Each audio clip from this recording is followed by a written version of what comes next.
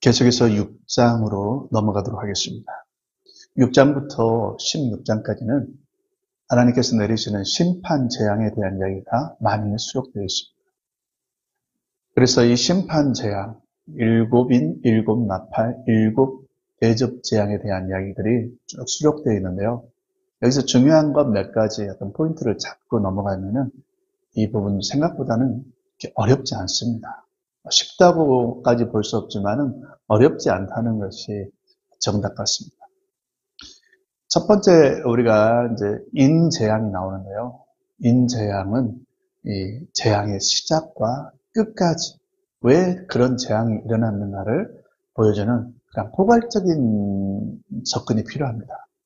그래서 예수님께서 보좌에 앉으신 성부 하나님의 오른손에 있는 책을 가져다가 그 인을 떼기 시작하니까 인재앙이 발생합니다. 이 요한계시록 6장에 나와 있는 인재앙에 대한 이야기는 복음서에 나와 있는 종말장의 흐름과 동일합니다. 그래서 특히 마태복음에 보면은 마태복음 24장과 요한계시록 6장은 그 흐름이 똑같아요. 그래서 의외로 생각보다 쉽게 문제를 해결할 수가 있습니다. 첫 번째 인을 떼었을 때 등장하는 흰말탄자가 등장하는데 그 손에 면류관과 또 활을 가지고 있죠. 그래서 뭔가 도대체 무슨 일이 일어난 것일까? 그렇게만 나오고 이기려고 하는 거예요. 계속해서 여러 번 끊임없이 이기려고 하는 그런 모습이 등장하는데 여기에 대해서 우리가 많이 사람들이 출발해서 좀 삐끗한 것 같아요. 기본인데도 불구하고 삐끗하는 경우는 기본을 때로는 망각하기 때문입니다. 인재앙, 나팔재앙, 대접재앙은 모두 이 재앙이라는 것을 기억해야 돼요. 특별히 누구에게 내리는 재앙이라는 거예요? 불신자들에게, 그리스도 안에 있지 않는 자들에게 내리는 재앙입니다. 그래서 첫 번째 등장했던 흰말탄자가 등장해서 이렇게 하는데 이게 도대체 뭐냐? 어떤 사람은 그리스도의 복음이 계속해서 만민에게 온천하에 증거된다 이런 관점으로 보는데 전혀 아니죠. 이게 재앙이라니까요. 또 어떤 자들은 적그리스도가 등장해서 성도들을 핍박한다. 이게 무슨 재앙입니까? 이건 누가 하는 거예요, 지금? 하나님께서 그의 선한 천사들을 통해서 불신자들에게 재앙을 내리는, 심판하는 거예요. 그럼 도대체 여기서 인재앙들이 뭐가 재앙이냐는 거예요. 이걸 잘 알아야 됩니다. 두 번째 인을 떼실 때에 붉은 말이 나와서요. 4절에 보니까 붉은 말이 나와서 뭔가를 행하는데 뭘 제하여 버렸다는 거죠? 화평을 제하여 버렸다. 4절에 보니까. 화평을 제거하니까 화평이 없어진 상태에서 뭐가 일어나요? 사람들끼리 또 민족들끼리 싸우는 거죠. 이게 재앙이라는 거예요. 그러면 첫 번째 우리 흰말탄자가 등장해서 어떤 재앙이 내리냐는 거예요. 이게 재앙인데 재앙의 종류를 우리가 찾아내는 거죠. 그래서 종말장에 보니까 마태복음 24장에 보니까 제일 먼저 등장하는 그런 하나의 재앙이 뭐예요? 이 말세가 되었을 때 바로 미혹입니다. 미혹이 온 세상 가운데 기승을 부리기 시작하는 거예요. 우리 성도들은 하나님의 말씀이 있기 때문에 미혹을 분별해서 거기에 넘어지지 않고 이겨낼 수가 있지만은 불신자들은 이게 큰 재앙입니다. 그리스도가 예수께서 그리스도이신 것을 메시아이신 것을 알지 못하고 이 이성의 어떤 그런 합리적인 그런 생각들이 마비돼 버려 가지고 찾아오는 게 미혹이죠. 그래서 미혹을 당해서 누구를 따라가는 거예요? 사단을 따라가고 적그리스도를 따라가는 거예요. 그래서 계속해서 어떤 그런 하나님의 복음에서 멀어져 가서 영원히 멸망당하는 그 길에 서게 되는 거예요. 이것이 바로 미혹입니다. 그래서 미혹은요, 어느 한순간에 딱 하고 끝나는 게 아니에요. 물론 성도들에게도 이런 유혹이 오고 그렇지만은 미혹은 주의 재림 직전까지 지속된다고 볼 수가 있습니다. 그래서 예수님께서 마태복음 24장에 보니까 3번씩 이 종말장에 3번씩 너희가 미혹을 당하지 않도록 주의하라고 이렇게 당부하고 있습니다. 그래서 우리는 이 부분을 입막한 자는 미혹이 기승을 부리는데 특별히 주의 재림을 앞에 두고 사람들 가운데서 그러한 이성적인 그러한 은총들, 이것이 은총이에요. 우리가 그냥 저절로 생긴 게 아니라 이것들을 제하였을 때 닥치는 그러한 하나의 미혹을 재앙이라고 볼 수가 있고요. 두 번째는 어떤 화평을 제하여 버린 거죠. 세 번째는 또 뭘까요? 셋째 인에서는 여기 보니까 가뭄이 오는 거죠. 사실은 이 일반 은총도 하나님께서 우리에게 주신 놀라운 그런 하나의 선물인데 우리는 그것을 너무 가볍게 얘기를 많이 했어요. 해와 달과 별들, 또 물, 비, 바람, 온도 이걸 통해서 온 땅에 정말 하나님께서 우리에게 풍성한 것들을 주셨는데 이것들을 거두어가니까 뭐가 생기는 거예요? 가뭄이 드는 거예요. 흉년이 오는 거예요. 자, 일반 은총을 거두어가는 장면이 이래서 네 번째 인사까지 지속적으로 나타나고 있는 것을 볼 수가 있습니다. 이것이 바로 재앙이라고 볼 수가 있습니다. 그리고 네 번째 인을 제할 때 보니까 청황색 말이 등장해서 사람들 온 땅의 4분의 1 지역에 그런 권세를 행하고 있습니다. 그 다음에 이제 또 나팔에서는 3분의 1, 대접에서는 완전히 황폐하게 되는 것을 우리가 볼 수가 있습니다. 재앙의 강도가 점점 더 강해져가는 것을 볼 수가 있습니다. 그러면은 이렇게 딱 하고 나서 다섯째 인에 도달해서 보니까 다섯째 인에는 어떤 재앙이 나타나지 않아요. 순교자들이 등장해서 빨리 정말 하나님의 심판이 이루어질 수 있도록 그것을 갖다 기도하고 있고 우리가 탄원한다고 이런 표현을 할 수가 있는데요. 그걸 지금 보여주고 있습니다. 그때 여기까지만 딱 하고 여섯째 인으로 딱 옮겨가는 것을 볼 수가 있어요. 그러면 다섯째 인 때는 도대체 어떤 재앙이 있을 것인가?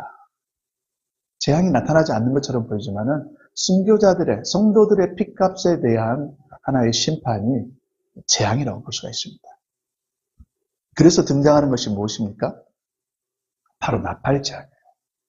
그래서 다섯째 인 순교자들의 그 단원으로 인해서 등장하는 것이 1에서 6 나팔 재앙이다 이렇게 보면 돼요. 재앙이 없는 것이 아니라 그게 지금 나팔 재앙이 그 속에 지금 이렇게 숨겨져 있다 이렇게 볼 수가 있습니다. 그래서 1에서 4인과 1에서 6 나팔 재앙까지 해서 재림 전까지 모두 10가지 재앙이 이 악인들에게 내려집니다. 참 중요하죠. 출애굽의 10가지 재앙이 홍해에 악인들을 심판하기 전까지 10가지 재앙이 내렸던 것처럼 재림 직전까지 10가지 재앙이 내리고요. 그리고 여섯째 인은 도대체 무엇이냐? 여섯째 인은 주님이 재림하셨을 때 나타나는 그런 현상들이에요. 우리가 복음서에도 이 부분이 많이 나와 있고 또 베드로후서에도 나와 있죠. 하늘이 말리듯이 다 떠나갔다. 베드로후서 3장에 보니까 그렇게 말씀하고 있습니다. 그리고 또 뭐가 나옵니까? 마태복음 24장에 보니까 해와 달과 별들이 그 정말 천체의 대격변이 일어나는 거죠. 그래서 이것을 보고 있던 그러한 악인들은 얼마나 놀라겠습니까? 그래서 누굴 보는 거예요? 주의 재림 때? 잘 보세요. 자, 6장 16절 한번 보기 바랍니다.